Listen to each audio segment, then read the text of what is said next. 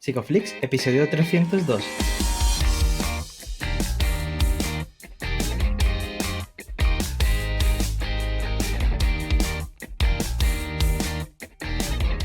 Bienvenidos a Psicoflix, un podcast para psicólogos y psicólogas, un podcast donde entre todos buscamos ser cada vez mejores profesionales de la psicología. Aquí hablamos de todas las estrategias, técnicas y noticias de la psicología contemporánea, pero siempre con la evidencia científica que nos gusta defender. Hoy estamos emitiendo nuestro episodio número 302, en el que vamos a hablar de ACT en psicología perinatal. Pero antes, recordaros que en psicoflix.com podéis registraros y acceder a la newsletter gratuita para estar al día de todas nuestras novedades. Bueno, bienvenidos al podcast, muchas gracias por estar aquí. Yo soy Ye. ¿Qué tal, Darío? ¿Cómo estás? Hola, Ye. Bueno, estoy bien, estoy enérgico. Hemos tenido un fin de semana intensito, cada uno por su lado. Sí. Y además estoy bastante contento con el episodio que vamos a tener hoy, porque últimamente estoy hablando bastante de esto, por unos motivos o por otros. Ahora lo comentaremos. Sí. Y también, bueno, pues ya sabéis, avisábamos la semana pasada, no recuerdo cuándo, sí, la pasada, ¿verdad? Sí, fue con Alba, que teníamos ofertas de verano. Así es, hasta el 14 de julio. O sea que si estabais esperando este verano para formaros en alguno de nuestros cursos, pues ahí los tenéis. Ya sabéis, vais a psicoflix.com y tendréis ahí el botoncito con los cursos, formación.psicoflix.com para acceder directamente al catálogo de cursos. Si no, pues tendremos aquí abajo en las notas del episodio esos enlaces. Y ahora, sí, cuéntame, ¿quién tenemos por aquí? Pues mira, hoy volamos hasta Costa Rica para entrevistar a Emma Rodríguez. Ella es psicóloga clínica con más de 10 años de experiencia especializada en salud mental perinatal. Trabaja desde enfoques basados en la evidencia y forma parte ad honorem de la Comisión de Psicología Perinatal y la Comisión de Duelo y Ajuste a la Pérdida del Colegio Profesional. Es también la creadora de la campaña Con Cada Latido, una iniciativa que reivindica el derecho al duelo perinatal y que busca transformar la forma en que la sociedad acompaña a los dolientes. Bienvenida, Emma. Bienvenida, Hola, Emma. chicos, ¿cómo están? Bueno, muy contento de tenerte por aquí. Emma, siempre hacemos la misma pregunta. Cuéntanos, ¿cómo está tu día a día? ¿Cómo está tu agenda? ¿Estás metida en muchas cosas? Cuéntanos una semana habitual en tu vida. Bueno, de locos, de verdad, como aquí en Costa Rica lo utilizamos más. Vamos a ver, yo creo que ahorita la agenda mía ha cambiado mucho y yo quería antes de todo empezar contándoles un poquitito porque para mí estar aquí es tan especial. Yo conocí a Psicoflix aproximadamente como en el 2020 cuando me cayó también mi maternidad y cuando me cayó la pandemia encima. Y en esa época, pues bueno, por el tema del aislamiento y de todo, eh, no era muy accesible el apoyo, así es que mis primeros años de mamá fueron muy solos. Era solamente, bueno, mi familia, mi bebé y yo.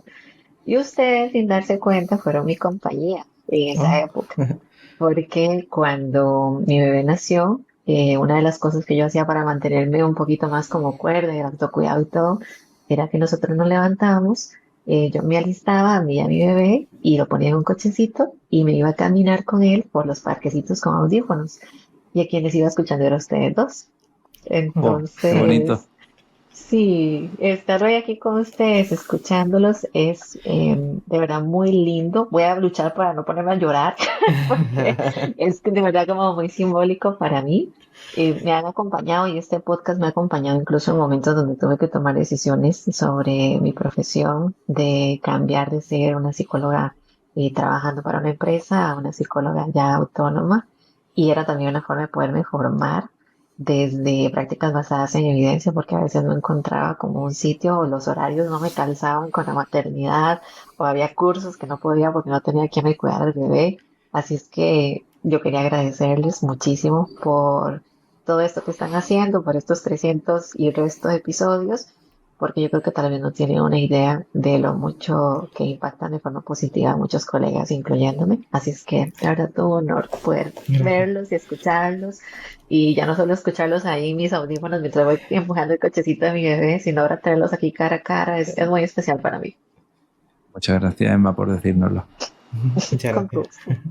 Y mi rutina diaria, bueno, mi rutina diaria es muy variada. Entonces yo siento que a veces nosotros los psicólogos un poquito casa de herrero, cuchillo de palo, porque mentira de que me levanto y hago mis 5 minutos de meditación, hay folios y todo, o sea, eso no pasa. Yo generalmente, bueno, me levanto, si no es que el peque se levanta primero, un día más o menos bueno salgo a correr, si no es que está lloviendo aquí en el trópico, que a veces se cae un diluvio, hoy por ejemplo. Llego a la casa, desayunamos juntos, me preparo para las sesiones virtuales. Dependiendo de la semana, a veces tengo reuniones con la comisión o si no, aparto un ratito para ir empujando como algunos proyectos. Y como también hago divulgación, entonces eso es otro horario que hay que sacar para empezar a construir contenido, para empezar a ver cositas. Así es que sí, el día es bastante cargadillo. Bueno, muchas gracias por estar aquí. La verdad que nos alegra un montón que el círculo como que de alguna manera se cierre y que nos lleve a grabar este episodio después de 5 años, ¿no? Que nos llevas escuchando y estando ahí contigo, llevándonos en tu día a día. Y a mí siempre me interesa mucho la parte biográfica y a Darío también, ¿no? De qué hace que una persona llegue a un tema y por qué estudia o dedica espacio de su día a día a hablar o a pensar sobre algo. Entiendo que la maternidad está unida a todo esto, ¿no? ¿Qué hay en tu historia que te lleva a interesarte y a hablar sobre la perinatal, la parte perinatal de la psicología? Ok, bueno, yo me convertí en mamá hace unos 4 años, pero la perinatalidad me llegó como hace 6 o 7, sobre todo porque yo trabajaba en un lugar donde la muerte gestacional o la muerte perinatal, bueno, ocurre uno de cada 4, es algo en realidad muy común. Y Claro. en aquel entonces me marcó muchísimo los casos de mujeres que habían tenido alguna muerte durante el embarazo, el poder acompañarlas. Aquí en mi país tenemos el carnet, que tiene una especie de acceso especial para ir al hospital. Entonces, en ocasiones yo recibía un mensajito de alguna de mis pacientes que estaba en el hospital, donde sería hacer como algún legrado o algún procedimiento propio de la muerte perinatal. Entonces, yo me llegaba al hospital, a visita solidaria, y a veces era muy difícil ver las experiencias de falta de protocolos más humanizados, en donde tal vez la mamá que acaba de perder a su bebé o recibir la noticia que su bebé ha muerto, estaba en la misma sala de maternidad con otras mujeres que acaban de recibir a sus bebés vivos y los escuchaban llorando y todo, entonces era sumamente doloroso. A mí eso me marcó, me tocó, y a partir de ahí empecé a estudiar un poco más sobre perinatal, porque al menos aquí no había mucho tema ni mucha formación. Y ya ahí me di cuenta que perinatalidad, si bien está muy asociado a maternidad, tiene muchas cosas más allá de la maternidad. Por ejemplo, desde el momento en que una persona se plantea ya seriamente o no si quiere o no quiere ser mamá o papá, hasta que ya pasan los primeros años de vida. Yo a veces bromeo digo que va desde los 0 hasta los 100 años de los hijos, porque este tema de la salud mental materna no se acaba cuando los hijos ya entran a la escuela. O sea, más bien después viene que la adolescencia, que la edad adulta, que acompañarlos en esos periodos. Y eso fue lo que en primer lugar me marcó. A partir de ahí me empecé a formar y veía mucho como la ausencia de una formación de perinatalidad basada en evidencia, sino que con todo cariño, por no ofender susceptibilidades ni nada, veía un poco que la formación era un poquito como pachamámica y yo no iba ahí como, yo no iba mucho como por ahí porque sentía que o sea, no me aportaba en nada. Yo decía, bueno, decía, muy bonito, hagamos una vela, hagamos un círculo, digámonos cosas bonitas y qué. Y después cuando se venga la psicosis postparto, el ataque de pánico, ¿qué hacemos? O sea, ¿emprendemos velitas ahí o qué? Entonces a mí eso no me cuadraba, no me calzaba mucho. Empecé también a formarme más en terapias contextuales y me gustó muchísimo la ACT en perinatalidad, sobre todo porque toma montones en cuenta lo que es el contexto. Y pues sí, así fue como empezó. O sea, ya después llegó Ujú. Seba y Seba es mi hijo. Ya va a cumplir 4 añitas el miércoles y en 2 días si todo sale bien. Y ya Mm. eso fue como un mundo donde la teoría ya se vivía en carne propia. Entonces ya era así como, y rayos, esto está heavy, esto está pesado. Y decir, mamá, esto está horrible. O sea, no está tan bonito como lo pintan. Entonces así fue como pasó. Mm. Ahora hablaremos de un poco de las diferentes etapas, pero me ha llamado la atención que digas que ACT hace una buena aproximación a la Ujú. psicología perinatal, así que me interesa saber por qué, qué han notado ahí Ok. diferente a otros enfoques. Algo muy bonito de AC en psicología perinatal es que muchas veces se ha visto el malestar como algo individualizado. Entonces a veces traían a la paciente casi como, tome, aquí está, se la dejo porque anda con depresión postparto, me la arregla. Entonces a veces era un poco como desde vaya con el psiquiatra y que el psiquiatra te medique y que vos trabajes tu depresión postparto, pero cuando comenzábamos a indagar un poquito más, veíamos mucho que una gran cantidad de historias de depresión postparto, de ansiedad postparto, eran fruto de contextos muy precarizantes. Entonces, desde el hecho de que hay una presión social muy fuerte, una serie de expectativas, que no tenemos ni siquiera las condiciones, a veces ni siquiera políticas o económicas, porque hay un concepto que hoy en día a mí me sorprende mucho que no se conozca, que es el de la esterogestación. Nace un bebé, pero hay un periodo de tiempo en donde tanto la madre como el bebé necesitan estar juntos para poder hacer esta corregulación y para poder continuar con el desarrollo del bebé. Pero nuestras licencias de maternidad a nivel mundial exigen más de la incorporación de la madre en el trabajo cuando no se siente ni física ni emocionalmente lista. Entonces, algo que a mí me pareció es que ACT eh, no es otro gaslighting psicológico. O sea, no es otro más de, mira, tenés que tolerar el malestar y disfrazar esta resiliencia como una especie de invalidación a lo que la persona está sintiendo, porque en ocasiones más bien es como, si yo estuviera en tu lugar, es totalmente lógico y legítimo que te sientas así. O sea, no, como más bien hacer que ACT valía muchísimo la parte humana, tenga esa Ujú. compasión, porque en ocasiones lamentablemente también por un tema social se veía como que estás hormonal y es que ya es que son los cambios, es que como ahora sos mamá y no todo es una explicación Mm, hormonal, no todo se debe a ese tema. Para mí ha mm, sido súper valioso el poder utilizar esto en psicología perinatal, sobre todo porque siento que desde otros enfoques y respetando el quehacer de otros colegas alrededor de esto, se daba más bien una especie es que todos son distorsiones cognitivas. Es que lo que estás pensando es una distorsión cognitiva, esto también es una distorsión cognitiva, estás sobregeneralizando, estás aquí, estás allá, y más bien es como, no, lo que esta persona está viviendo es sumamente fuerte y su sentir, su dolor, su angustia son completamente legítimos y proporcionados para lo que está pasando. Para mí ha sido más bien como una fuente de resistencia y de lucha, y al menos en mi pensar, lo psicológico es político. ujú. Entonces, ahí se ha sido como muy bonito y muy importante poder incorporar esto a luchas sociales, desde que mi consultorio no sea simplemente como de venga aquí la palmadita, tome sus herramientas, vaya para la casa, sino empezar incluso a hablar en divulgación de cómo considero importantísimo que cambiemos temas como por ejemplo las licencias de maternidad. Eh, Hoy en día que una mujer que todavía está reconstruyéndose, que todavía está tratando de entender qué pasa en uno de sus momentos más vulnerables de la vida, tenga que volver al trabajo como si nada, presionada y a veces desde una situación de precarización social y económica, que cuántas mujeres no hemos visto que tienen que renunciar a sus trabajos o hacer un cambio de 180 grados en su vida profesional desde que son mamás, ya Ujú. montones, porque la sociedad no está hecha actualmente para poder sostener a las mujeres madres, o sea, no está hecha para sostener la crianza. Entonces, lamentablemente, muchas veces lo que venía viendo yo es que los enfoques terminaban haciendo una especie de gaslighting emocional al paciente. Y con ACT, por dicha, yo encontré todo lo contrario. Ujú.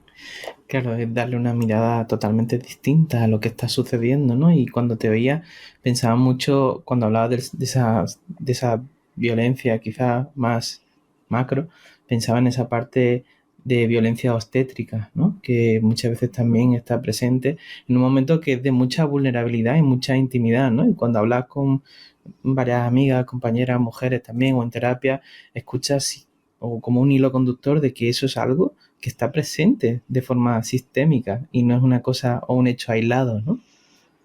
No es un hecho aislado.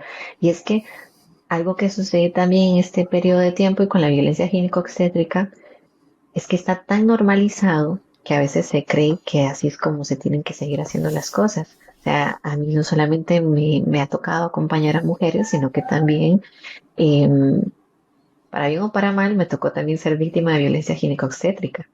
Entonces, muchas veces se le dice a los pacientes, a las mujeres, a las familias que vayan con su plan de parto, que se preparen, que conozcan sus derechos, pero una de las cosas que más se ve ya en el momento en que la persona pues entra en ese momento tan vulnerable es que estructuralmente el sistema ya está creado para que esta violencia no solamente se perpetúe, sino que también quede impune. Porque aunque hay como organismos para denunciar y fiscalizar, conozco muchísimas mujeres que prefieren no hacerlo porque saben que el desgaste, en comparación como por así decirlo, a la corrección, va a ser un chiste. O sea, de hecho, tengo en mente a tantas pacientes que llevan 11 años pasando de un juzgado a otro y a otro, y al final no pasa nada. Al final lo que hacen es el mismo sistema de un acuerpamiento en donde se valida. Incluso yo llegué a escuchar decirle a una persona de que la violencia ginecobstétrica no existía porque eso era una percepción de la persona. Entonces, que si yo me percibí violentada, o sea, ese es mi problema, es mi problema. Pero no es así, o sea, yo, por ejemplo, les comparto casos de que algo tan sencillo que te lo puedo hablar de primera mano. El momento de parir es un momento donde necesitas muchísima movilidad, que te permitan moverte de muchísimas formas porque es muy incómodo. Y yo recuerdo que yo me sentía muy cómoda estando en una posición de 4 puntos porque mi columna descansaba, sentía que había más apertura a la pelvis y todo. Y resulta que llega un enfermero y le digo yo, déjeme así, yo necesito estar así porque de verdad me duele todo, me duele todo.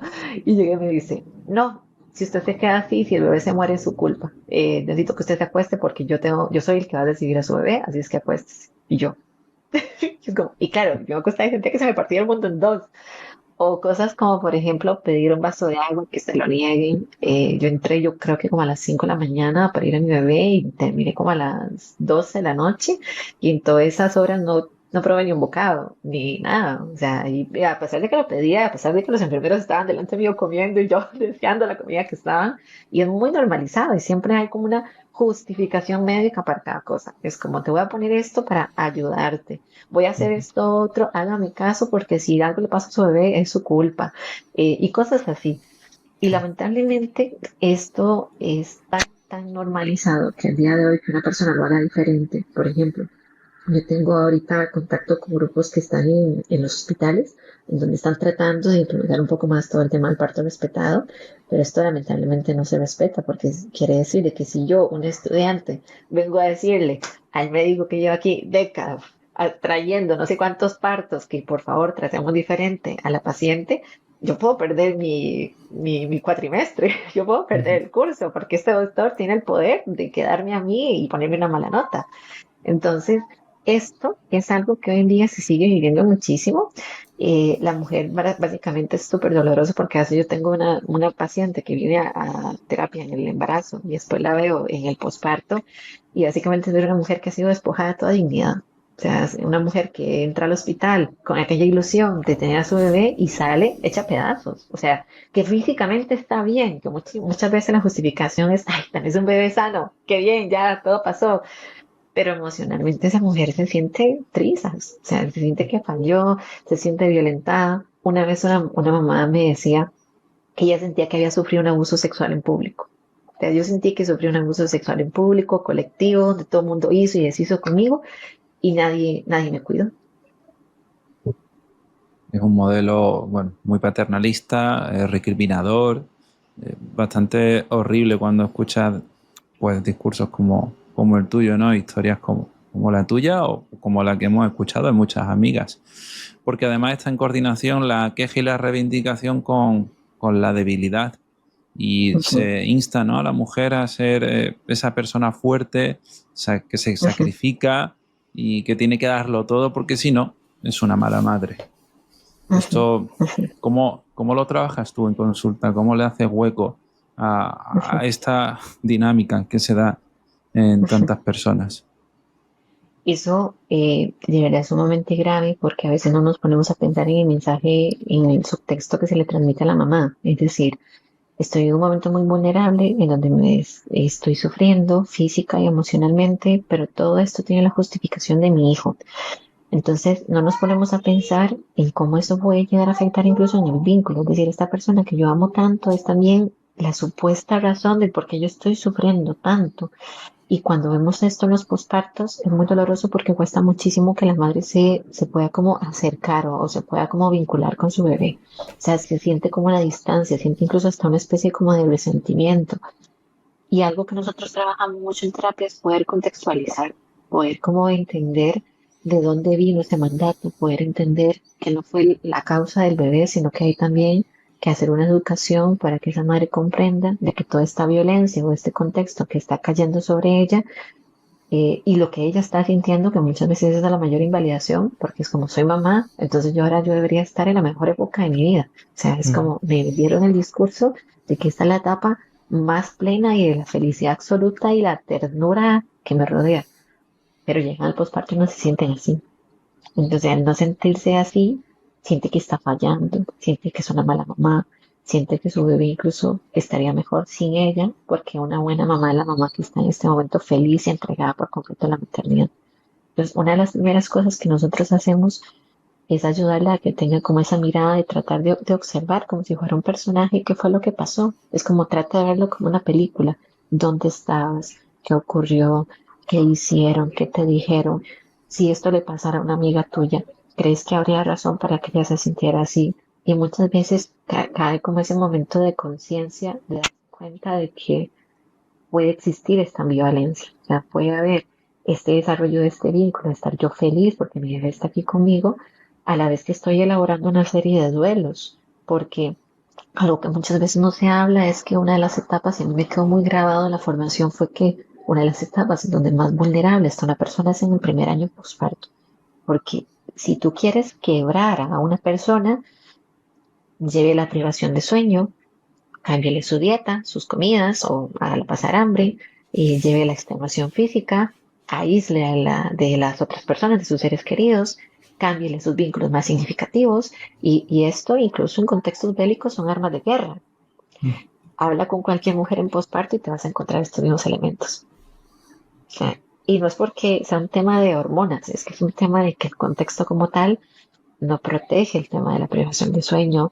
Muchas incluso que se enfrentan a algo que son como las alergias alimentarias, tienen que pasar de comer cosas que les gustan muchísimo a llegar a una cena familiar y no poder probar ni un solo bocado porque están amamantando a sus bebés y su bebé necesita también comer. Y si come algo que al bebé le da alergia, después siente culpa que está en el hospital con el bebé. O sea, es súper complejo, es muy delicado. Y el aislamiento, que bueno, por ejemplo, las madres que se convirtieron en madres durante el COVID, la pandemia y todo, les tocó hacer solas una tarea que requiere de toda una comunidad. Y les tocó ver incluso cómo muchos de sus amigos cambiaban, porque ahora era como, bueno, salgamos. ¿A qué hora? Bueno, no sé, a las 7, 8 de la noche. Dice, ahora no puedo, no tengo quien me cuide al bebé. O si salgo con el bebé no la voy a pasar bien, porque el bebé pues está llorando, tiene otras necesidades. Así es que algo que sí es importantísimo poder ver acá y poder aplicar incluso desde ACT es que la mujer pueda comprender que gran parte de sus emociones y sus malestares no la hace una mala mamá. O sea, no sé cómo se vivirá en otras partes, pero al menos aquí tenemos una cultura de que categoriza una emoción buena, emoción mala, emoción tóxica, emoción, no sé, todo eso que se habla por ahí. Y cuando una mamá se siente triste, o la tristeza es mala, o como el enojo es malo, y automáticamente esa etiqueta se le traslada a su persona. Entonces yo soy mala madre, yo soy mala persona por sentir enojo, por sentir tristeza. Cuando en realidad la ambivalencia en toda etapa de vida es algo muy humano y muy natural. Entonces a mí me gusta mucho explicarles incluso como desde AC, que se sientan así, no tiene nada que ver con su vínculo, con su función como mamás. Y es casi como una especie de mantra que yo le repito, es decir, un mal día en tu maternidad no te hace una mala persona. El que vos te sientas triste con ganas de llorar no tiene nada de malo. O sea, no quiere decir que tu bebé va a ser menos amado porque vos seas humana. Yo creo más bien en que es súper lindo que desde edad podamos mostrar esta humanidad, esta compasión, porque nuestros hijos, y aquí ya no como psicóloga, sino como mamá, siento que se benefician más de vernos como humanas. O sea, mi hijo Sebas me ha visto llorar incontables veces y es una cosa súper tierna que cuando me ve llorando, mamá, ¿estás triste? Y me agarra un Kleenex y me lo pone así. ¿Quieres agüita, mamá? Entonces llega con la botella, yo ya ahí tomando agüita. Y se queda a la par mía y me pregunta, ¿quieres que te abrace o quieres que me quede o prefieres estar sola? Pero ya lo he hecho con él tantas veces y ya me ha visto en la misma situación que para él no es como, mi mamá está mal, no, mi mamá está triste, necesita un ratito, la puedo acompañar, le puedo dar un besito, le puedo dar agua, le puedo alcanzar un Kleenex y va a estar en un ratito en otro estado de ánimo, todo bien. Muchas gracias por compartir todo lo que estás compartiendo y visibilizando también una realidad que muchas veces pues no se suele contar. Y pensaba, ¿no? Pues cómo se psicopatologiza esa ambivalencia, esas emociones o esa sensaciones que pueda tener una persona gestante, ¿no? En ese momento. Y pensaba también, por otro lado, lo que supone también a nivel identitario, ¿no? Porque de pronto eres madre y de pronto también dejas de ser otras cosas que para ti eran importantes, ¿no? ¿Cómo es ese trabajo con la identidad en esos momentos donde, bueno, pues algo queda atrás y viene algo nuevo? Ujú. Algo que yo creo que es súper lindo, al menos como yo lo trabajo, es que las personas siempre estamos pasando como por crisis de identidad o por una serie de transformaciones de identidad. Si yo trato de recordar a la Emma niña o a la Emma del kinder, es muy diferente a esta Emma mujer adulta. O sea, usted se hubiera entrado en el cuarto del kinder y todo era rosado. O sea, todo era rosado, mariposas, unicornios y todo rosado a los 4, 5, 6 años. Hoy en día más bien cuesta que aquí haya siquiera una blusa rosada. Yo creo que no tengo ni siquiera una blusa rosada. Y muchos de mis gustos o de mis formas de ser y mis aficiones de pequeña se han ido cambiando y ido transformando también en función de esta historia de aprendizaje. O sea, porque las mismas cosas que voy viviendo me van moldeando y me van transformando. Entonces, también la llegada de un hijo, una hija, sí o sí tiene que cambiar la identidad y sí o sí provoca un duelo muy fuerte, porque puedes de verdad estar muy feliz y contento con la llegada de tu bebé, pero habrá cosas de las cuales te tienes que despedir por un tiempo o ya de forma definitiva. O sea, una de las cosas que a veces más golpea es la pérdida de la autonomía. Es decir, antes de ser mamá, una mujer puede decir, bueno, me voy a ir a cortar el pelo, me voy a tomar un café, me voy a hacer las uñas, y no tiene nada más que hacer que agendar la cita, tomar su bolsa y salir. Pero con la llegada de un bebé casi que te tenés que volver a la adolescencia y pedir permiso para salir. O sea, ya ahora es como si querés, no sé, cortarte el pelo, tenés que coordinar con el salón, ver citas que coincidan en un periodo de tiempo con las personas que te van a cuidar al bebé, coordinar con la red de apoyo, ver si esa red de apoyo está disponible. Si el bebé no se te enfermó, todo perfecto, pero si el bebé se te enfermó, ya tenés que llamar y tenés que cancelar y tenés que reprogramar.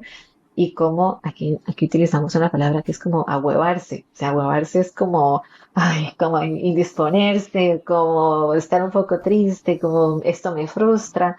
Entonces, ¿cómo no va a huevarse uno de saber de que estabas esperando esa cita para cualquier cosa y ya ahora cosas tan sencillas que para el resto de población eh, no requieren gran esfuerzo? Ya a veces hablamos un poco como del privilegio que se vive desde el otro lado. Hay unas ciertas experiencias que no vamos a entender lo que está pasando hasta que las estemos viviendo. O sea, porque tal vez una persona puede llegar y decir, ay, pero ¿qué cuesta? Que lleve al bebé. Y yo, bueno, llevar al bebé es hacer de la pañalera, que el bebé no esté enfermo, que alista tal cosa, alista tal otra, pedirle a todos los santos que te duerma durante la noche lo más posible, y un montón de cosas más que no es simplemente como de ya, adáctese, adáctese, adáctese. Que sí, que ciertamente desde ACT tenemos que impulsar un poco como esta, le llamamos esta habilidad de afrontamiento, esta adaptabilidad, porque si no, entre más me resista yo a ese cambio, más voy a sufrir. Entre más yo pretenda construir en la vida con la llegada de los hijos una vida lo más parecida posible a lo que yo tenía antes, más me voy a frustrar, porque van a ser constantemente recordatorios de que eso ya se perdió, de que eso ya no está ni existe más. Entonces, una de las cosas que hacemos es que, por ejemplo, si vienen desde el embarazo, a mí me gusta mucho hacer de una forma simbólica como un ritual de cierre. O sea, no desde la perspectiva pachamámica que hablábamos, sino como de un día solita, agenda una cita. O sea, y vaya a esos lugares que usted sabe que no va a volver de nuevo, no de esta forma. Haga esas actividades que usted sabe que va a tener que despedirse durante un periodo de tiempo. También para que haya como esta conciencia de decir, ok, he vivido esto, ahora voy a pasar a una etapa en donde no es que del todo tenga que renunciar a estas cosas, pero que va a requerir una logística ahí para que yo las pueda lograr y poder también permitir que no todo recaiga sobre la madre. Algo que a mí me gusta muchísimo hacer es involucrar a la red de apoyo. Pues entonces, trabajo mucho con el papá, trabajo mucho con la familia, trabajamos mucho algo que es una herramienta que se llama el plan posparto. Así como cuando uno planea un viaje y en el viaje uno dice el itinerario, dónde me voy a quedar, los hoteles, las comidas y todo, para el posparto también necesitamos un itinerario, es decir, quién se va a encargar de las comidas, quién se va a encargar de la compra del supermercado, quién se va a encargar si tenemos perro de pasear al perro, porque si yo lo hacía, o sea, yo no puedo en este momento. ¿Cómo me van a apoyar en el tipo de lactancia que yo quiera tener, ya sea lactancia mixta, lactancia materna, lactancia de fórmula, la que sea? Incluso trabajamos montones qué va a pasar en la reinserción del trabajo, porque a veces es como la mamá tiene que regresar al trabajo y acomodarse y adaptarse, pero eh, hay todo un sistema ahí. Este bebé no es solamente mío, a menos que yo viva sola en una isla sin nadie, o sea, sí, pero hay papás, hay mamás cuando no son madres no gestantes, hay abuelos, hay tíos. ¿Cómo incluimos a todas estas personas? Entonces, para mí se ha sido como súper clave que en perinatal, desde esa mirada contextual, no se atiende solamente al paciente. O sea, yo no tengo solamente a la paciente, sino toda esta unidad familiar que necesito poner en acción, en estas acciones comprometidas, para que la mamá esté a flote. Porque si yo le dejo a ella toda la tarea de estar bien, más bien voy a terminar incluso como perpetuando este discurso que termina siendo muy patriarcal, muy machista. Y si algo tiene la psicología perinatal, al menos como yo la vivo, es que no solamente es feminizante, sino que es feminizador. Nosotros tenemos que tener en cuenta la perspectiva de derechos a la hora de trabajar con ellas, porque si no, nos volvemos muy cómplices del sistema. Uh-huh. Emma, cuéntanos cuáles son los principales motivos de consulta que sueles tener con mamás. Actualmente, por ejemplo, si vamos con mamás, vivimos algo muy frecuente que es la falta de la corresponsabilidad, o lo que se conoce como la incompetencia armada. Entonces, ¿qué quiere decir esto? Dolorosamente, por un tema de socialización, eh, al menos aquí, lo que nosotros vemos es que una gran cantidad de varones no tienen un acercamiento a las labores de cuidado hasta que tienen a su hijo en sus manos. ¿Ok? Entonces, claro, es aquella cosa que te cae encima, aquella responsabilidad gigante, mientras que uno desde pequeñita ya tiene a su muñequita Olivia, que la chineaba, que jugaba a la casita, que se te socializa un poco para esto, se te refuerza este tema. En cambio, papá no. O sea, papá muchas veces es como hasta que tienes un bebé, es como le ponen pañal. Y esto cómo se coloca, y esto dónde va, y cosas así que para Y uno es curioso, es más, que vaya la madre, quiero decir, va la mamá, va la mujer para trabajar algo que le pasa a su pareja. Bueno. Exacto, exacto, porque justamente desde esa perspectiva muchas veces es como, hey, usted la que está llorando, usted la que está ansiosa, usted busca ayuda porque usted es la que está mal. Entonces, muchas veces lo que tenemos es síntomas de violencia de género. O sea, y eso educamos montones. Es como, no es que vos estés mal, es que esto que está pasando básicamente es el síntoma de un sistema donde estamos viviendo una violencia de género muy fuerte. Entonces, cosas como, por ejemplo, de que el bebé está llorando a la madrugada, la madre lleva perfectamente unos 3 días sin dormir o más, y el bebé está llorando, entonces llega el papá y te dice, bueno, tome, es que la quiere usted porque quiere teta. Es que quiere a la mamá. Y la mamá así como, oye, pero necesito dormir 45 minutos por lo menos. Entonces, no, es que lo que ella quiere es usted, quiere a la mamá, quiere teta. Entonces, falta esta corresponsabilidad hace que muchas mujeres madres en el posparto sufran muchísimo porque, por supuesto, o sea, sí, yo les pongo un poquito esta metáfora, que en ACT trabaja muchísimo con metáforas. Entonces, desde esto, yo les pongo un poco la metáfora del burrito. O sea, si vos sos una persona que tiene una granja y tiene un burrito que trabaja ahí, vos puedes ponerle al burrito nombres muy lindos y tenerle comidita y decirle que es el burrito más precioso de la granja, pero si apenas se levanta, le pones encima 10 sacos de arena, lo vas a aplastar. O sea, lo vas a aplastar y ese burrito va a sufrir lesiones, va a sufrir fracturas, no va a poder con eso, va a llegar súper desgastado. Pasa lo mismo, o sea, vos le puedes decir, es que sos una mamá increíble, es que qué linda, qué carga, es que tu bebé es súper afortunado de tenerte, pero si se levanta, le pone los 10 sacos de arena encima, pues esa mujer se va a doblar, se va inclusive a quebrar. Entonces, muchas veces, parte de lo que trabajamos en psicoterapia es hacer un poco un llamado, invitar a la familia, a la red de apoyo, es decir, como, ¿qué hacemos para sacarle un poquito de sacos a este burrito que ya definitivamente no puede ni caminar por todo el peso que está cargando sola encima? Porque aunque muchas veces se vanagloria y se romantiza la maternidad, porque bueno, aquí es el 15 de agosto, creo que en España es en mayo, que se celebra el Día de la Madre por ahí, pero aquí el 15 de Primer domingo. agosto, el primer domingo, aquí nosotros en el 15 de agosto es el boom de las madres y la madre lo mejor del mundo y la madre aquí, la madre allá, pero la madre ni siquiera tiene los derechos básicos para maternar. Entonces es como, mejor no me des flores y dame derechos. Estoy muy contenta que me pusieran por lo menos una licencia de cuidado, una licencia de maternidad, antes de que me traigan el chocolate no flores. Entonces, cosas así. Algo que también se ve es que hay algo muy poco hablado que es la latencia sexual por cuidado parental. O sea, Ujú. durante el posparto, sí o sí, la libido tiene que cambiar. O sea, y va a cambiar Sí. en muchos momentos de la vida. Entonces, una de estas, la latencia sexual la vamos a experimentar bajo periodos de mucho estrés, bajo periodos incluso de angustia, de ansiedad, problemas. Si yo tengo inclusive una situación en mi trabajo que me está angustiando, mentira que voy a llegar a la casa on fire, porque no, o sea, voy a estar más preocupada que cualquier otra cosa.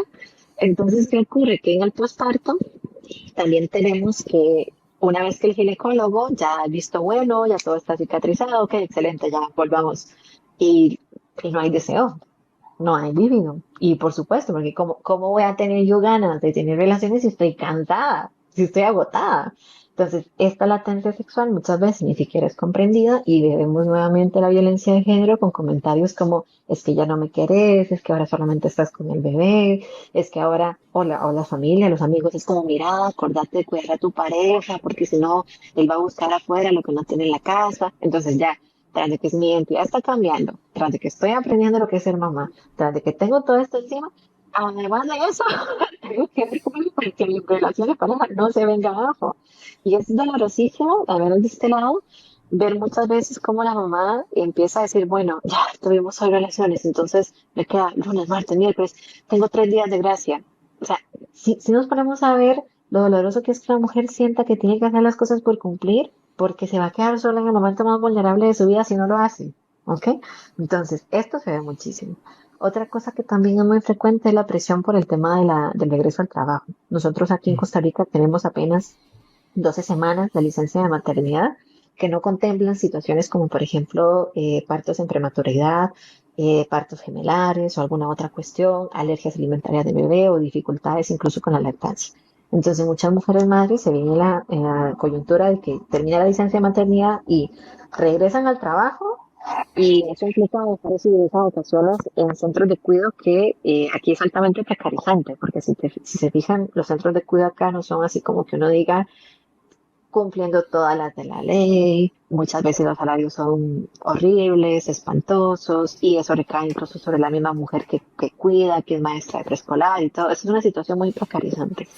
Entonces, ¿qué pasa? Que esta mamá tiene que regresar al trabajo, colocar a su bebé en una guardería que a veces no tiene las condiciones, pero que le ofrece una solución para lo que necesita, o tiene que renunciar a su trabajo y queda una situación de precarización económica dependiendo de la pareja, pidiéndole a Dios ojalá que sea una buena pareja, corresponsable, amorosa y todo, pero en muchos casos no es así. Entonces vemos esto, vemos incluso una ansiedad postparto que esta ansiedad muchas veces es apenas la punta del iceberg, ni siquiera es el problema, es apenas lo que nos está, la alarma que nos está diciendo que hay un incendio ahí de trasfondo que hay que atajar.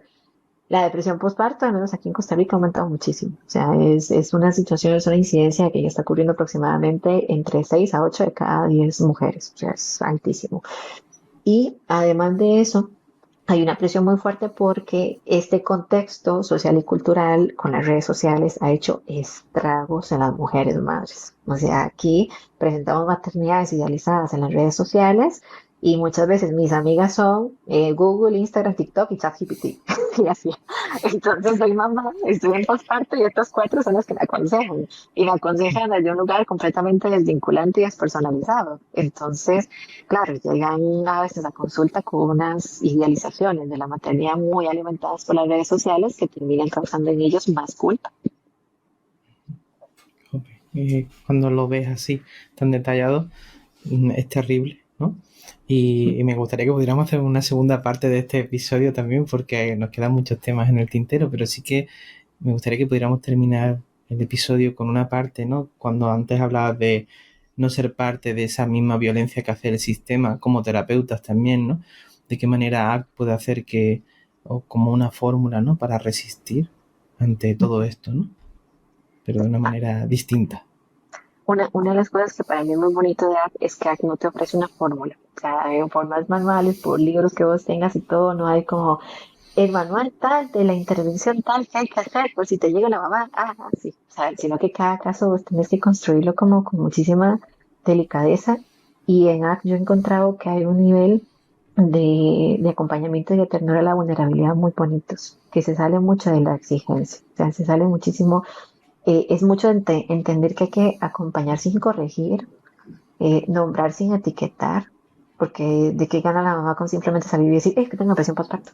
Ya, y entrar en ese rol pasivo de tengo mi depresión postparto, y muchas veces es como sostener sin forzar a cambiar, porque a veces no podemos cambiar. A veces lo más que le podemos ofrecer a esa mujer madre es ese sitio donde pueda llegar y decir, lo que estoy viviendo es horrible. O sea, esto no es lo que me pintaron. Que pueda llegar y decir, sin culpa, no estoy disfrutando para nada lo que me está pasando. Amo a mi bebé, pero siento que todo el contexto me está robando el disfrute de los primeros años de vida de mi hijo, de mi hija. Entonces, para mí es muy importante desde poder entender de que no siempre tiene que ver con decir a la persona es que tienes distorsiones cognitivas, es que tienes esto, es que tienes lo otro, y no llegar a ser justamente como un cómplice más de este sistema. Algo muy bonito de ACT, siento yo, que es, al menos en mi caso, acompañar mucho desde esa presencia. O sea, desde esa presencia a veces decir, yo tengo en mi calendario las fechas de partos. Entonces yo sé cuándo nace cada uno de los hijos de mis pacientes. Entonces yo, ese día, hola, ¿qué tal? ¿Cómo estás? Aquí estoy. Cualquier cosa que necesites me avisas. Tengo en el calendario los ultrasonidos de ellos. O sea, tengo la bandeja de fotos llena de bebés. Llena de bebés, llena de ultrasonidos, llena de cositas así. Y muchas veces probablemente un profesor me viera y me dijera, Tara, ¿qué estás haciendo? Eso no es ético, eso no es objetivo. Eso, o sea, ya estás ahí vinculándote y no es tanto de eso, sino que es como un periodo de tiempo donde más bien hay tanta soledad y tanta desvinculación que muchas veces la figura del terapeuta puede ser ese lugar donde esa mujer se apoye. Entonces, mucho de mi consulta a veces es de que llegan y abrazarlas, de que está bebé en la consulta. Y eso para mí es importantísimo. Las mujeres en posparto son bienvenidas con sus bebés. Y si yo me tengo que tirar al suelo a jugar con el bebé mientras ella está en consulta conmigo, lo voy a hacer. ¿Okay? ¿Por qué? Porque de lo contrario la voy a dejar incluso sin un espacio terapéutico. Si yo le digo, no, es que no puedes venir a terapia, tienes que venir sola, tienes que ver con quién dejas a tu bebé. Y si no tiene con quién, ¿qué? Si no tiene con quién dejarla, dejamos sin el espacio de terapia. Entonces muchas veces si es en consulta virtual, bueno, aquí no están, pero generalmente aquí ando con juguetes o aquí ando con libros de cuentos y a veces está la mamá aquí y aquí está el bebé asomándose a ver qué tal y ya los bebés me conocen. De hecho, un día esto me mandó una paciente un audio de uno de sus bebés que decía que muchas gracias, me decía, hola, ¿cómo estás? Ya ellos saben y me parece muy profundamente poderoso que los bebés pequeños sepan que es un psicólogo y que puedan decir con toda naturalidad, yo acompañaba a mami a ir al psicólogo.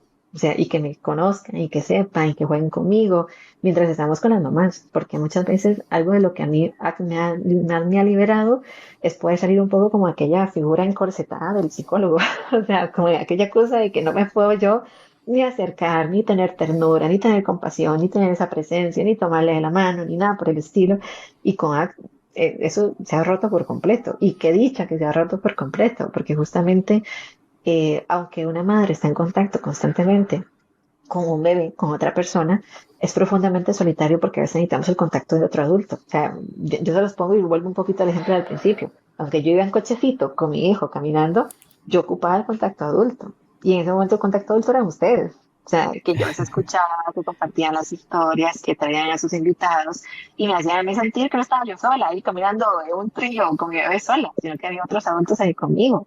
Entonces, algo muy lindo de ACT es poder entender que nosotros, más allá de simplemente como cumplir una serie de checks itinerarios, poder salirnos de estos manuales y poder tratar de ver a la persona de forma individualizada, qué es lo que necesita, o sea, qué ocupa. No solamente decir, no, es que eso es una sobregeneralización, estás teniendo una distorsión cognitiva, porque a veces no es una distorsión, a veces es un reflejo de lo que está pasando. O sea, ¿cómo le voy a decir yo a una madre, por ejemplo, que no sé, o sea, que su pareja está siendo agresivo? Que el bebé no tiene con quién dejarlo, que tiene que ver si renuncia al trabajo o se queda en la casa, que se va a quedar sin su sustento económico, que estudió como 8 años en la universidad para llegar a este punto de su vida en donde se ve esa bifurcación que no puede continuar. ¿Cómo le voy a decir yo? No, es que eso es catastrofismo. No, o sea, más bien es como, no, entiendo por completo que te sientas así porque lo que estás viviendo es tremendamente doloroso y duro y muy injusto. Y quisiera que ojalá las cosas fueran diferentes, pero lamentablemente no lo es. Entonces, mientras esto pasa, aquí voy a estar con vos para que reconstruyamos juntas lo que podamos reconstruir. Qué bonito que pueda ofrecer ese acompañamiento tan profundo con esas personas, ¿no?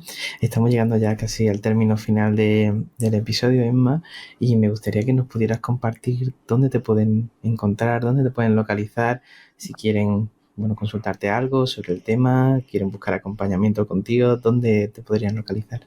Bueno, en Instagram me encuentran como psico.mrodríguez y intenté en TikTok, pero no lo logré.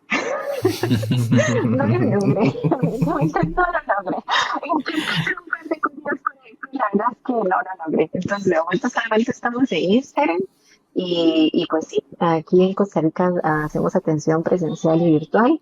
Y ahorita por dicha, o sea, tenemos la agenda llenita, pero si en algo yo les puedo apoyar con todo el amor del mundo. Pues dejaremos tus datos en las notas de este programa, justo debajo de este episodio, para que te puedan encontrar a un clic. Y ha sido un placer escucharte, Emma. Muchas gracias, Emma. A ustedes, chicos.